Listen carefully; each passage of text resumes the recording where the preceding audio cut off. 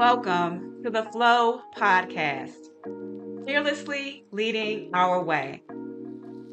This podcast is a space dedicated to spotlighting the unfiltered voices of Black women in their unique leadership journeys. I am your host, Angela V. Harris. I'm an award-winning coach, speaker, author, and champion for Black women. Make sure you like and subscribe to this podcast to stay connected to our conversations. Let's get ready to flow.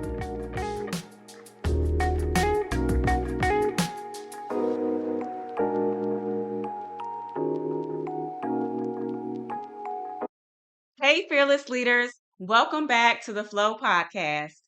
I'm your host, Angela V. Harris, and I'm so excited to kick off season 2. Whether you're tuning in for the first time or if you've been rocking with us since day one, I want to thank you for being here. Last year, we reached audiences around the globe in countries like Russia, Brazil, and Somalia, and I'm excited to share we've officially reached 1,000 downloads.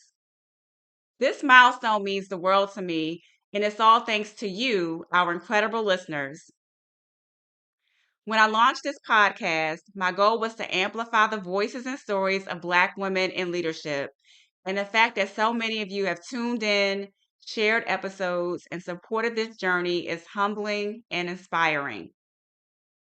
To my regular listeners, I see you, I appreciate you, and I'm so grateful for your support. And to my first-time listeners, welcome to the F.L.O.W family.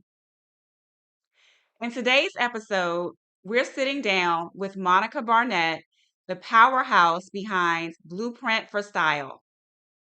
From her gangsta moment of leaving corporate America to her current role as an author, speaker, and style strategist, Monica shares how she turned her passion for fashion into a thriving business. We're diving into personal branding, executive presence, and even Monica's favorite wardrobe staples. Fun fact, she has a closet full of blazers. Plus, we'll explore how clothing can impact first impressions in the workplace, the psychology of style, and how to find confidence in what you wear. If you're anything like me, this episode will leave you wanting to revamp your wardrobe.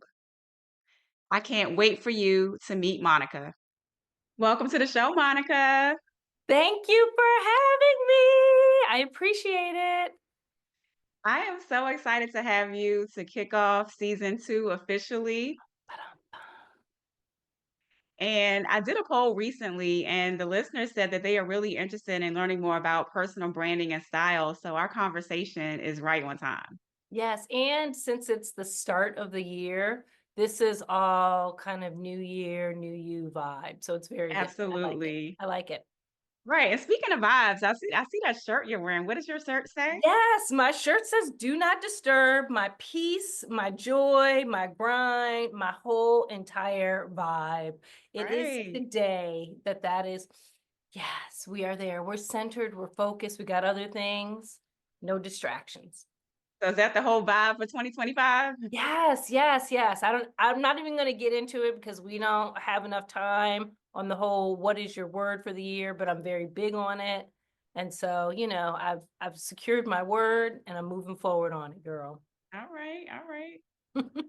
Well, I love it. So I saw something recently about, the soft life era and this like peace and like everything that your shirt says. So I'm embodying the whole soft life era for 2025. Okay, the soft light. So what's the highlight of soft light era for you for 2025? Tell me. Honestly, peace and not just letting things flow, not trying to force things, this peace. Okay, you know what? That's actually pretty good because my word for the year is actually Rafa, which is to surrender. And it's about this idea that, when Mm. you could kind of stop and understand that you're not running anything, you can let it go. Woo! And so my word is Rafa. Understand that, there's something bigger. What you got at play, there's something bigger, there's something better. And if you think you can handle it, then you don't need him. And so I was like, nah, what I got is huge and I can't take it. So Voila, that's all Ooh, yours. So Rafa is my word for the year. I love it. I love it. So I can't wait to dive into this conversation. Okay, This is let's gonna get be it. some Let's good get it. Let's stuff. get it. Yes. Well, Monica, one of the things I love most about interviewing my guests is discovering their unique stories, and I want to start by diving into yours. I Mm. read that you grew up in a family that was immersed in fashion. So, what were your aspirations when you were a young girl? I had no aspirations of fashion. I had no aspirations of fashion. Although there were glimmers of, it was clear glimmers of maybe my own answer to and my own kind of persona coming through. I remember very, very distinctly, and all my aunts will tell me that I was probably about maybe 7 or 8, my sister 9 or 10, or 7 or 8. Um, oh yeah, 9 or 10. And we were getting ready to meet my grandmother and my other aunts at this really nice high-end department store every Saturday, which is what we did with my mother. She's like, you got 5 minutes to get ready, we rolling out. And my mother would be 5 minutes. If you hear 6 minutes, chances are the car is gone, and you're Oh, like, wow. what? I'm gone.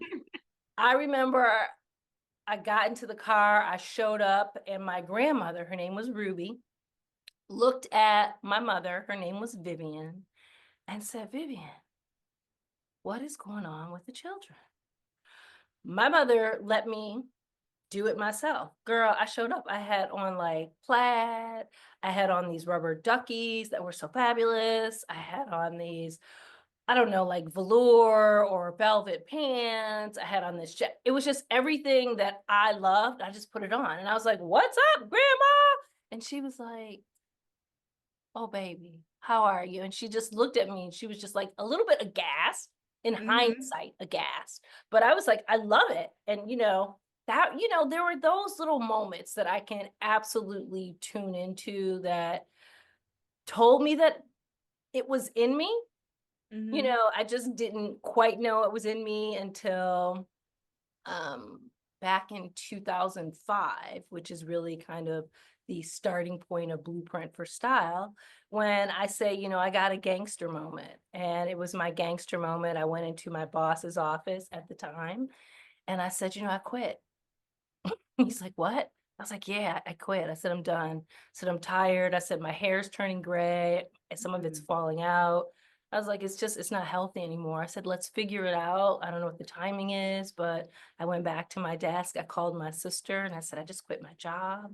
And she said, what? She says, well, mommy used to say, find something you love and you never have to work a day in your life. And I said, you're right. I said, this is not it. She's like, well, try the Blueprint for Style business. She's like, you can always go back to this in a year. I said, you're right. And that was 16, no, 20 years ago almost. So Wow. it's a done deal. Wow. There's so much there. So I'm curious. I mean, the gangster moment, what led up to all that? You said there was some physical stuff like your hair and all that stuff. So what was going on? The gangster moment was, and I'm calling it gangster because I had no preparation. I just walked in there like done.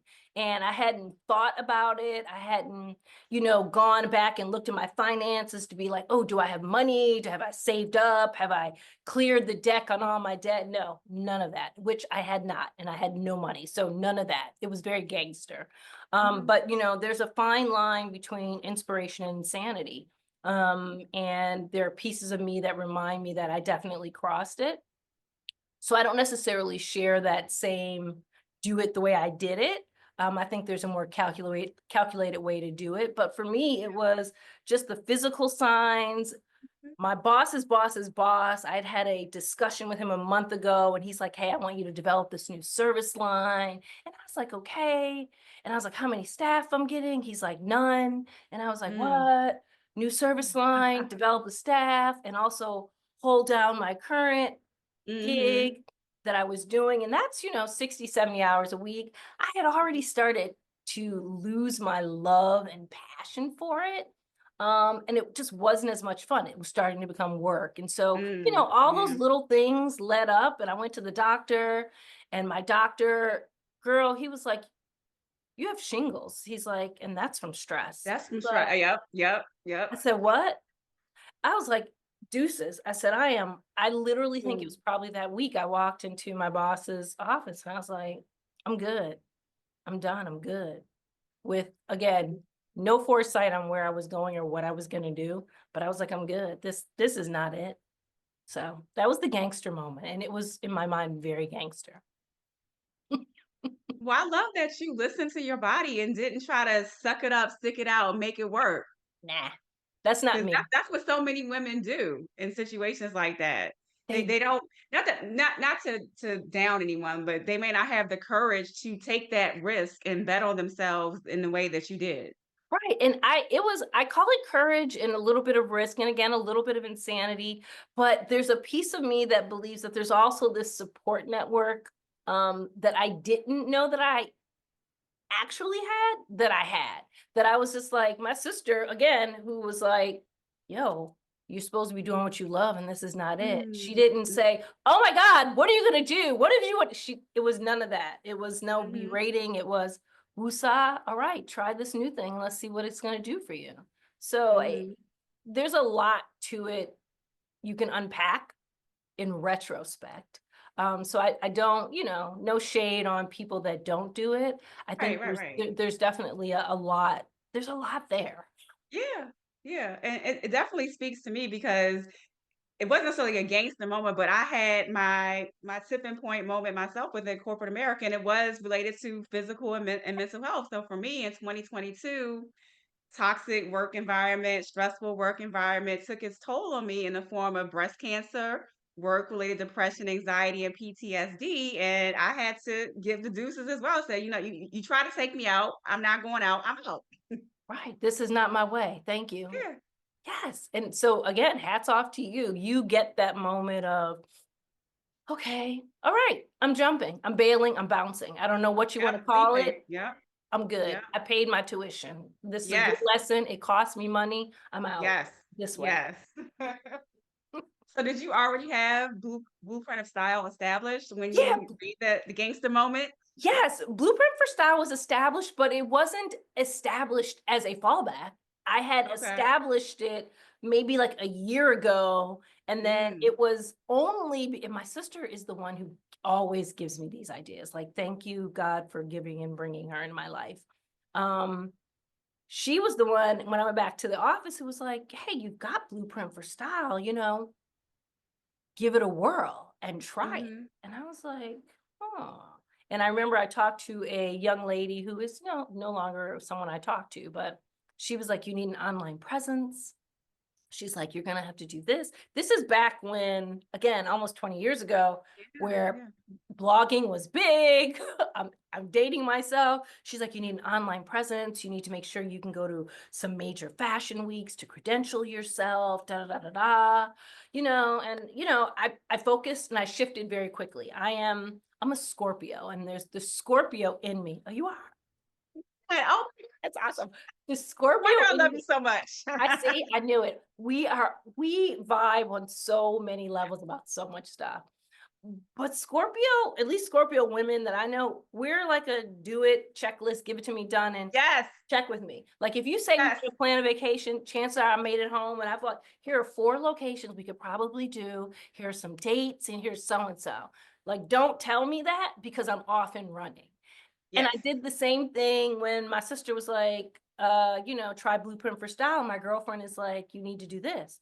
Girl, I went, Googled the head of, what's his name was Daniel Abke, who was head of IMG. And I was like, hey, there is a fashion week in Germany and Berlin. Can I get in? He's like, yo, if you show up, he's like, I'll get you front row. I was like, say less. Wow, Booked a ticket. wow. Again, that was divine. That was all God. Yeah, I But would it say was sounds like the stars are just aligning for you. yes, yes, yes, yes. I was like, okay, do that. I remember being in Berlin and staying in the press room every night to build out my website because Wow. it was early time there because the Yeah. woman building out my website was in Seattle. So I would be up and she'd be like, you need this edit. I was doing this. Yes, girl. I launched it while I was at Berlin Fashion Week. Wow. Wow. So what was that first year like?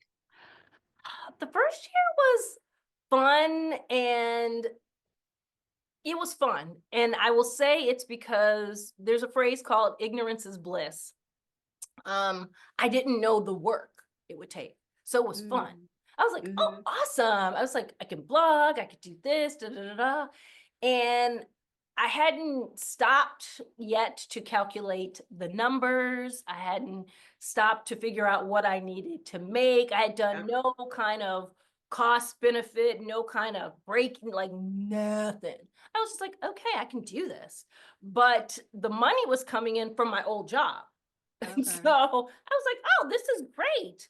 And at some point that dried up, probably towards the end of the first year. And I was like, oh my God, this is really hard. Like, what am I going to do? How am I going to make money? I can't do 2 people a year. Like, what's going on? So, it was fun for the first year, but really at the end of the first year, maybe in the last like Q4 of that first year, I was like, okay, all right, if I'm going to do this, I really need to get serious.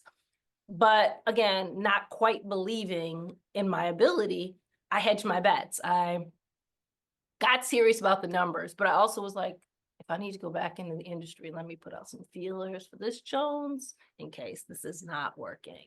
So Mhm. I did both at the end of the first year. But the answer is first year was heavenly. Mhm. Mhm. Well, I know entrepreneurship comes with its peaks and its valleys. So, what advice do you have for entrepreneurs who might be in that valley season right now?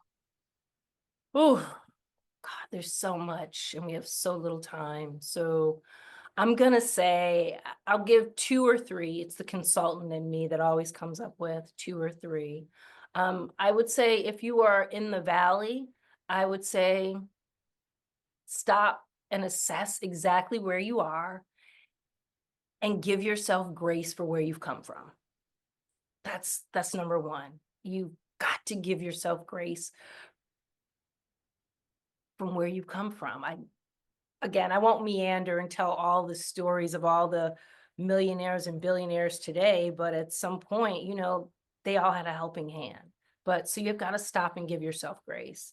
I would say second, look for, if you're in that valley, look for who can help you. We are, and maybe even, I don't know if it's Black women, I don't know if it's women, I don't know if it's entrepreneurs, but we're not good at asking for help. You have to recognize that you need help and ask Mhm. for it. Um, and it can't be a tap dance. Oh, girl, maybe so. I'm thinking, if you do this, maybe we can No, hey, this is a rough period for me. I need some help in how I can think of creating new connections or doing bigger business. Is there a way for you to help me? Shoot from the hip. Okay. Most people can honor the shoot from the hip. So Mhm. I would tell you that would be the second thing is ask for help. And I'd say third is sit down and run the numbers. Whatever valley you're in, run the numbers. And running the numbers is great because it allows you to look back at what was successful. And running the numbers is great because it allows you to look forward and be like, here's what it's going to take to make Yeah. this viable. Yes. Run Yes. the numbers. Ah, the numbers. Yeah. Yeah. But Yeah. I really love what you said about giving yourself grace for where you come from because that was my biggest lesson learned last year because I feel like so many people don't even make the jump or the leap that we've made. So I'm just giving myself credit for doing that. You have to. And it's amazing how we're good at, and one of the things I said that I wasn't going to do this year, I did an Instagram post. I said a place I wasn't going to is downplay drive. And I'm Mhm. not Yeah. Yeah. downplaying my accomplishments. Yeah. It is Yeah. a huge accomplishment to go out and start a business. Look at And how keep going and keep and going because keep going in through the spite valley. of right Yes. through the valley. I mean, the only Yeah. way to go through is to go through. And so give yourself credit for that. You get it. Yes. And so yeah, I'm give yourself grace, credit, take it, own it, be like, wow, I did this. That's what got you here today in a Mhm. valley. You wouldn't have made the valley if you hadn't had a peak somewhere. This is how this works. Right, right, So right. give yourself grace. Yes, I love that. I love that. Well, another corporate world has changed, especially with the shift to hybrid workplaces. And in this new, I'm curious, in this new landscape, does the mantra "dress for the job you want" still hold true, or has it evolved? It holds true and it has evolved. I Okay. think I go back to the start of COVID. One of my biggest contracts was with a wealth management company, and the contract was because the company was like, our our professionals are not showing up. You know, they're getting on camera and they look crazy. He's like, I don't know what we could say. They look crazy. And I Mm, was like, yeah, that's a problem. So you do have to, you must always dress for the job you want. And the problem is in today's in work environment, in many environments, um, when you look up or you look laterally or you look way, way up, you're not seeing probably the archetype of what you should be kind of going after. They may be casual, they may be right. runway red carpet, and you don't need to necessarily be there, but you do Uh-huh. need to show up as your best self. Mm, And so when I think of what my philosophy is always show up as your best self. And that mhm, is on camera or in real life. And on camera, it's almost more important because it's an 8 by 11 screen. And you showing up is all in that 8 by 11. And if you don't have it in that 8 by 11, it's off. You don't have water cooler talk to back you up. You don't have a handshake. You don't have eye contact. You don't have the je ne sais quoi meeting one out. You don't have any of that. You have what's right here. And unless you do this right, game over. So it's even mhm, more important in the virtual or hybrid environment. mhm. So I guess, does that depend on industry? Because you talked about the example of the wealth management company, but let's just take tech, for example. We have executives like Mark Zuckerberg who show up wearing white T-shirts and jeans. So how are we defining executive presence or professionalism? A couple of things there. Loaded question. Uh, the Mark Zuckerbergs of the world, I'll take that example and I'll run with it. Yes, Mark Zuckerberg started out and he's famous for sweatshirts and pants.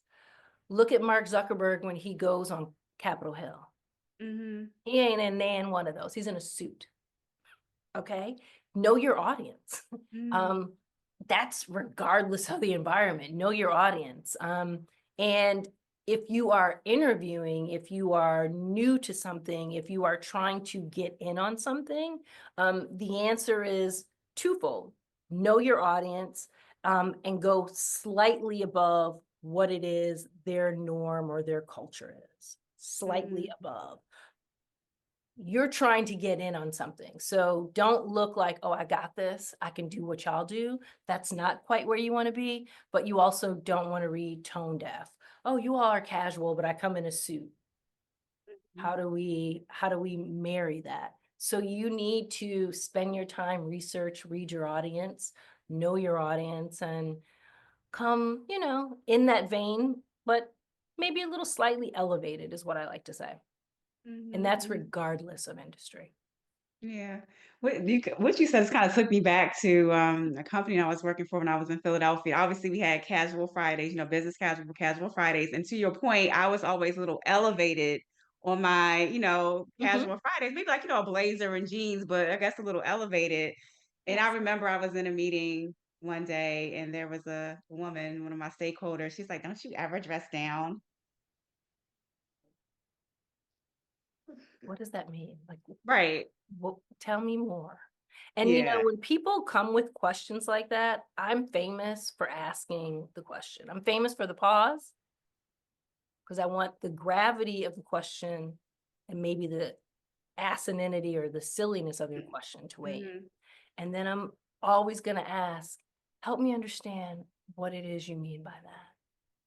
Mm-hmm.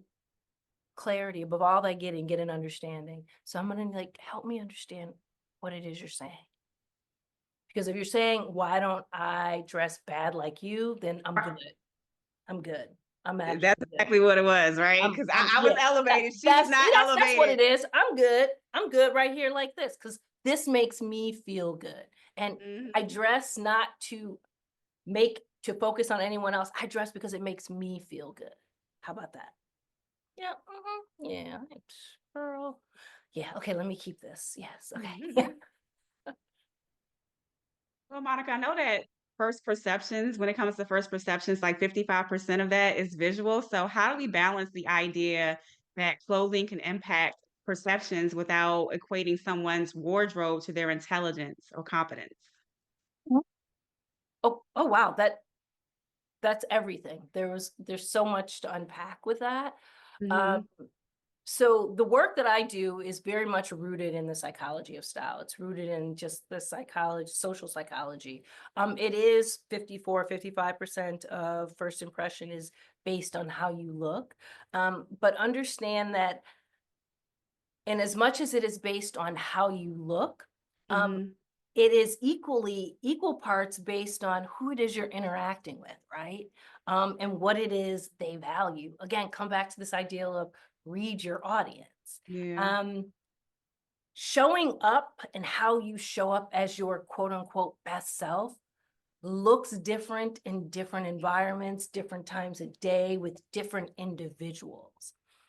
So when you ask the question of how do we account for kind of clothing in there, or how do we account for um what was the second part of what you said? Not clothing, but the Um, Equating that to your intelligence or level of competence. right, equating it to your intelligence or level of confidence, that comes back to the reason why you dress for your best self.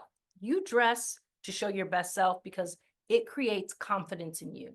And creating confidence from within you is what you exude when you meet people. It's what helps to build rapport with people. It's what helps to create connections with people.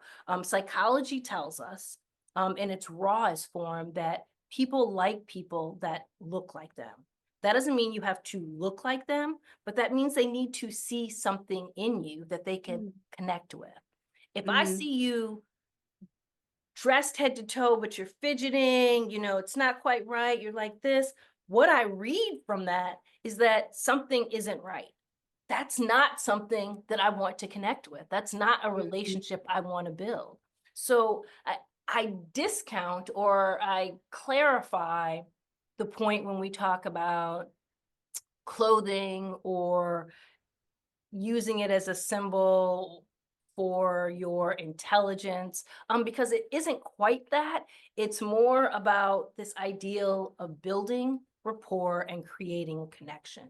When you are confident, you show up confidently, you walk differently, you hold yourself differently, you make different eye contact, you stand differently, you sit differently, you have different conversation, you walk into a room differently. Confidence matters. And Mm-hmm. so when we think about showing up as your best self, because that's my key phrase, Mm-hmm. showing up as your best self is your most confident self. How can I help you to feel most confident? Now, if you tell me that you're going to go into a black room full of black ties at a formal affair, and your most confident self is in jeans and a t-shirt, yeah, I'm going to pause you. But I'm going to say, okay, what I hear in that is maybe you want a dressed down version of that. Let's find something that's a little more dressed down, a little more relaxed, but still works for that environment because you have to read your audience. There's a lot of stuff coming at play here, but at its core and where it starts, not where it finishes, but where it starts is this is a confidence play. How do you show up most confidently? Like you said, you have to know your audience. Yes, you do. Absolutely. I want to shift gears and talk about personal brands. I know we all have a brand. So, Yes. how can individuals, regardless of their role or title, start to define and showcase their personal brand? Oh, wow. Okay, that's a hard one. Um, I would say maybe 3 or 4 steps in there, if I could narrow it down to that. And I'd say the first is what your point is recognize you do have a brand. I think I deal with a lot of people who are, what I'm gonna call style schizophrenics or style atheists. I don't have a style. I don't do this. It's just not me. And you're just like, stop. Whenever you walk out the house, whenever you show up somewhere, you're always saying something. So the question is what you're saying. Um, so number one, you do have a style, you do have a brand.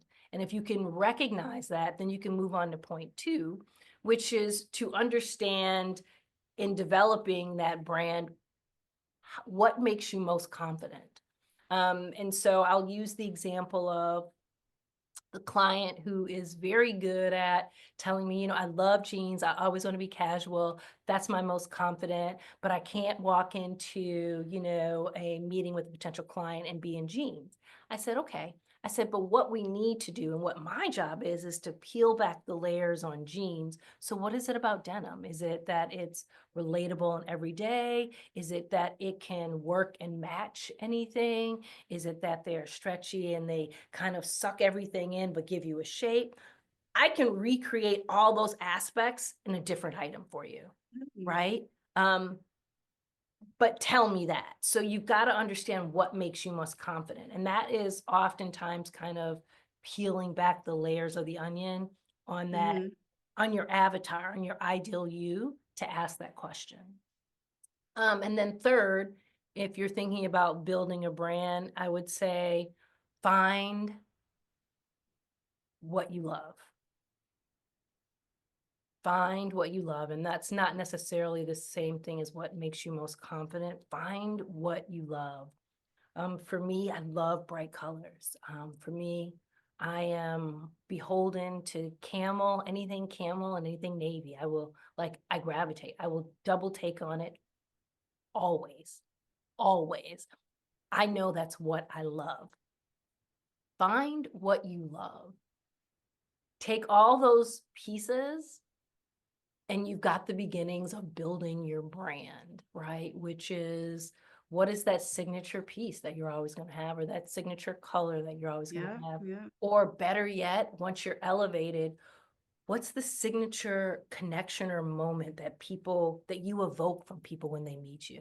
Do they always think, she is spicy? Mm. Oh, Ooh. wow. Like, okay. Or wow, she's always just so. Or you know what? Whenever I see her, she's always got a bright smile to give me. But that bright is probably attached to some color psychology. What are the colors she's wearing, right?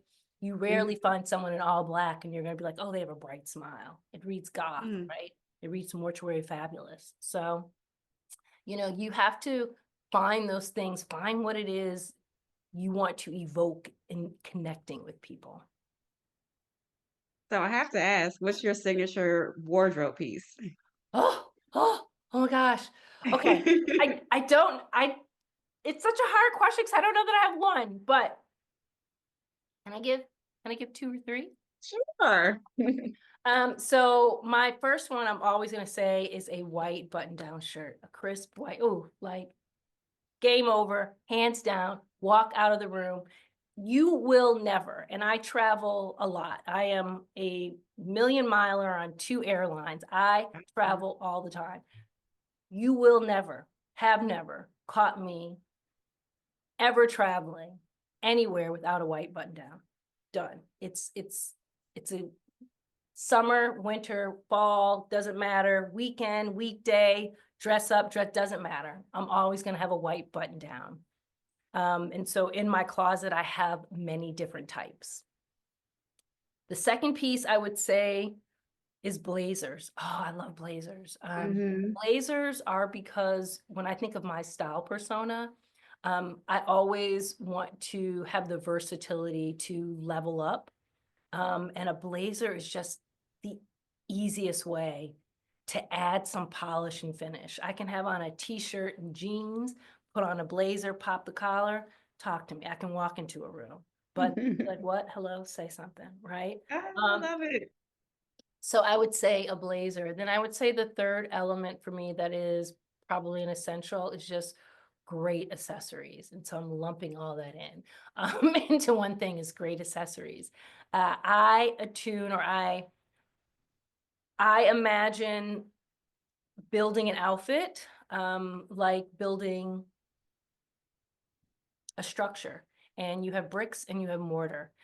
You can only build a building up so far without putting mortar in between it. It's just as essential. Mm, So bricks are the mm, clothes, mortar are the mm. accessories. They go hand in hand. The best outfits have the mortar, have great accessories so Ooh, that you can build something awesome. So accessories are just so key, and people want to downplay them. Oh, I'll figure. No, you can't. wow. I can dress in a Target shirt. I put some popping accessories, some shoes, a scarf on. You could talk to me later. Catch Mm. me anywhere. So yeah. So yeah. Okay, well, who's your favorite style icon? Style icon. So that's a help me narrow that down. I have style muses, like people who I see or designers, and I think Yeah. I love everything. So anything by Brunello Cucinelli, I love, I worship, I probably would love to own, although at this juncture I cannot afford. And I say at this juncture. Sakai, just magnificent. No one does it better. No one shows you mixed media and edginess and just out the box, but still doable and wearable and accessible than Sakai. So I would say that. And then third, oh, who's third? Style muse. Azadine Alia. Just Mm, beautiful pieces. Yeah, just beautiful wow. pieces. Beautiful pieces. Yeah. Oh, but then on the other side, my muse, hands down, no questions asked, eyes closed, Tracy Ellis Ross. Boom. Oh, It's yes, over. yes. Over. Like I always see, sometimes I just want to scroll through the Instagram and I'm like, I am not going to stop on whatever it is she's posting today.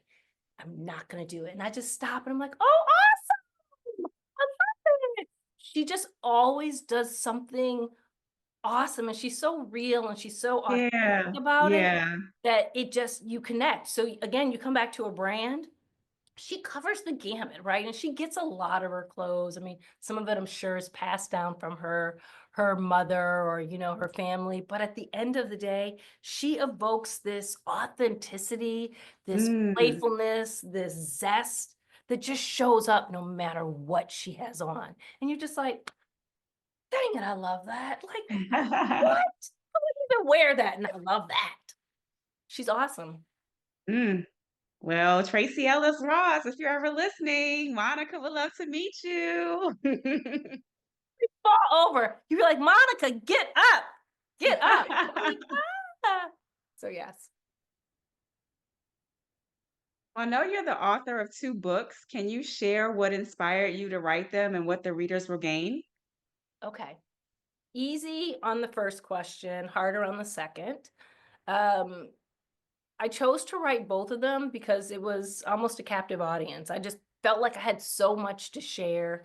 Um, Mhm. Both of them, in terms of what you will gain, are really about building blocks. I am at my core, I want to teach you. I want to Mm. help you fish. Yeah. And so in order to help you fish, in order to be your most stylish, it's building muscle. And if you don't use it, you lose it, right? That's what Absolutely. happens with muscle. Yep. So in both of the books, in different ways, they teach you the core pieces that you need to own when you are building your style. Now there's some additional kind of layers on top of that, but this is putting you on the right road. And I love both of those books for that reason. They're very workbook-esque. They're Mm. very, oh dang, okay, I need to have this stuff first. It's the work behind style. Because every time you see effortless style, it took so much work to make it effortless. Um, it's the work behind getting to that effortless style. So that's what you get out of both of those books. Mm. I would say, like, I'm like so excited to go shopping now based on our conversation. Okay, let me know when. Let me know when. Okay. Well, speaking of that, I know you have the visual resume. Can you tell us a little bit about that? Visual resume. So visual resume is a group of services. When we think of visual resume, it is at its core how you show up to other people. That's it, period. Now, when we think of visual resume, there's a lot that goes into what we've been talking about into terms of how you show up to other people or how you show up as your best self. Our visual resume services are meant to make style easy. And so when you think of visual resume and visual resume services, it is those core building blocks that get you to the brand or get you to the style. So it's making sure you're not only choosing the right pieces, making sure that you can go into a closet of pieces that have a conversation with themselves. So you're not like, I can only wear this on this day when I'm feeling this way, or on this day when I'm this way, right? Visual resume and visual resume services are really about putting all those little pieces together that get you to an awesome brand. One of the things I think of that's probably near and dear to my heart is tailoring. All of our visual resume services include a tailoring bank.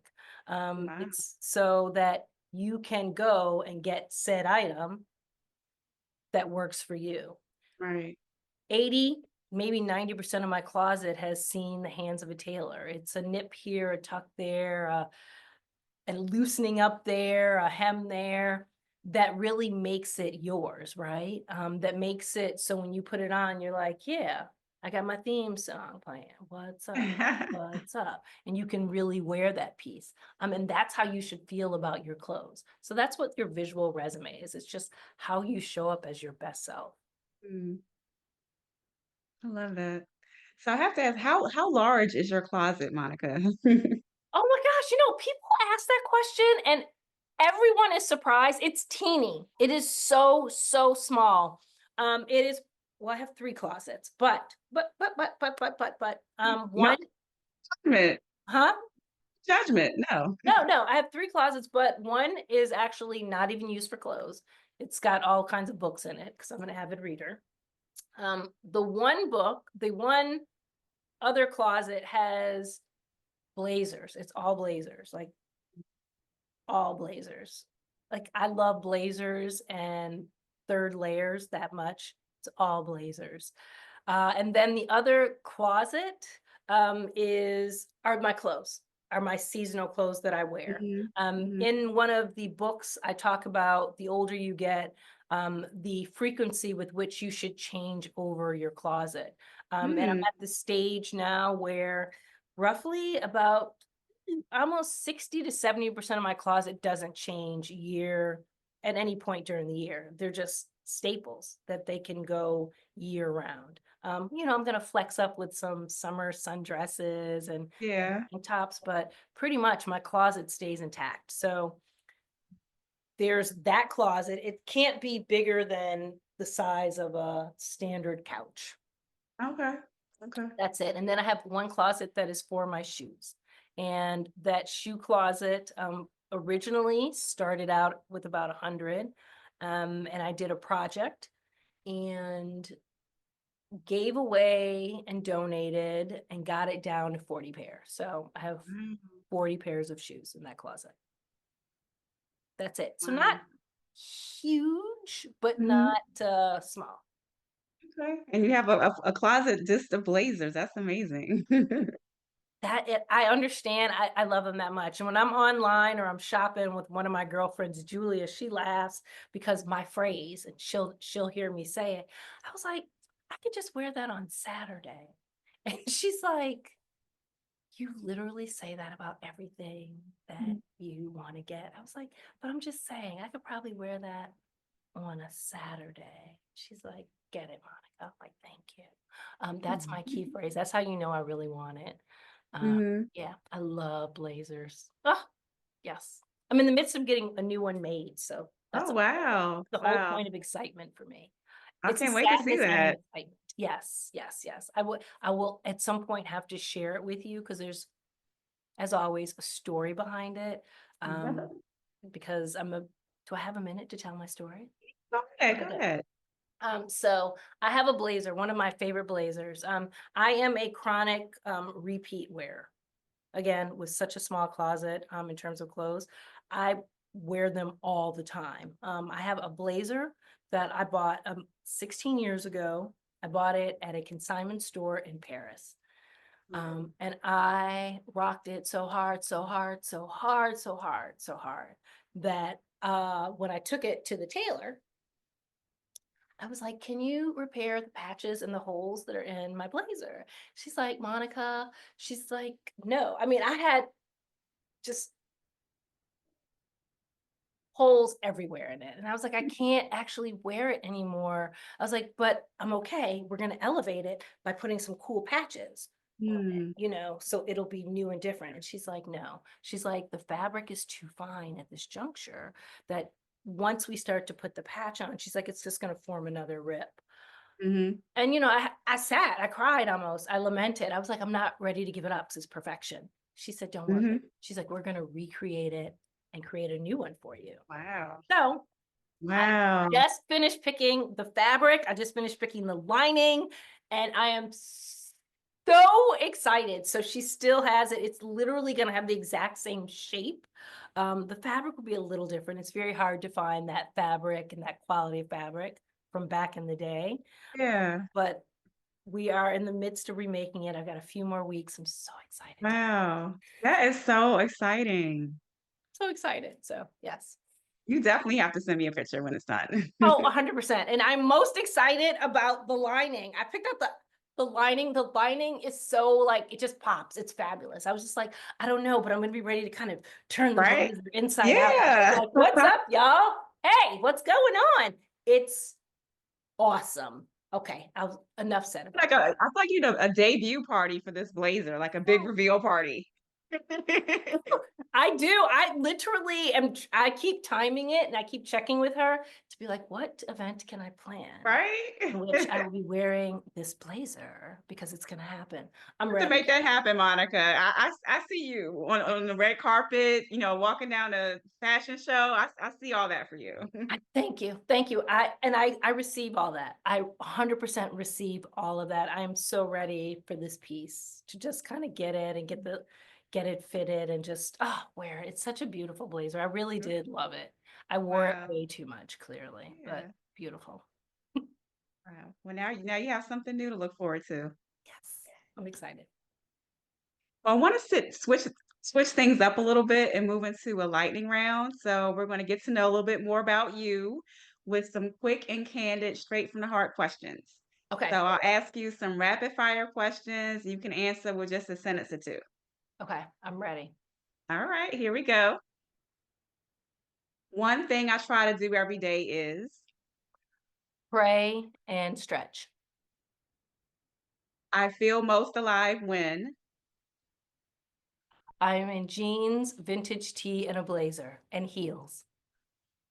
I knew the blazer had to be in there. Yes. Yes. A professional experience that shaped who I am today was When I walked in and quit my real job, air quotes, as my dad Mhm. says. The gangster moment. Yes. My go-to mantra for tough times is Oh, Psalms 139:10, even there shall thy hand lead me, and their right hand shall hold me. okay, write that one down. When I need a quick energy boost, I Ooh. Oh, God, I don't even know what I do. What do I do? I probably dance around. I'm good for dancing. Yes. Mhm. I'm not good at it, but I'm good for dancing. The boldest risk I've ever taken was The gangster moment, I, honestly. I knew I had a feeling you were gonna say that. Yeah. Quitting the job with no what do you call it? Safety net. Jumping with no safety net. Hmm. And last question. To me, success means Whew. Um, the success means two things. It means the ability and capability to be able to give back Mm, um, and do it freely, and the ability to have time to ideate. mm. I like that. Those are two important things that resonate with me because I'm the same way. I love being a giver and making an impact, and having that think time for me is just priceless. Yes, yes, yes. It is my aspiration, and I told my sister that my one goal is to be able to write $1 million tithes check. And I said, when I do that, I said, I can rest easy. Wow. So she's like, wow. I was like, yep, I'm ready. Okay. Put it out there. Put Yep, it out there. absolutely. Well, Monica, before we wrap up, I have one last question I love to ask all my guests. I Mhm, know leadership is such a big part of what you do, but we all need time to recharge and reconnect with ourselves. mhm. So, what do you like to do when you aren't fearlessly leading? Oh, that's easy. Travel. I am, I will get on a plane at any time. It is Mhm. my New Year's every year. I just go to the airport and get on a plane and go somewhere, and I don't know where, Uh-huh. so that I can start the new year in a new place.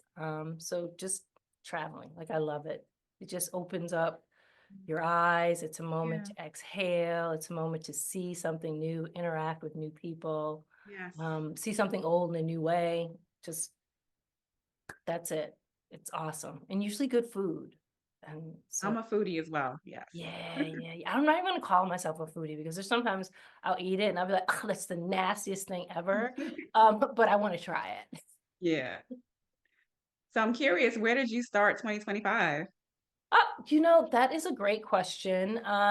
This year it was in Dubai, I love but it Dubai. was it was more airport than anything. But yes, so it was good.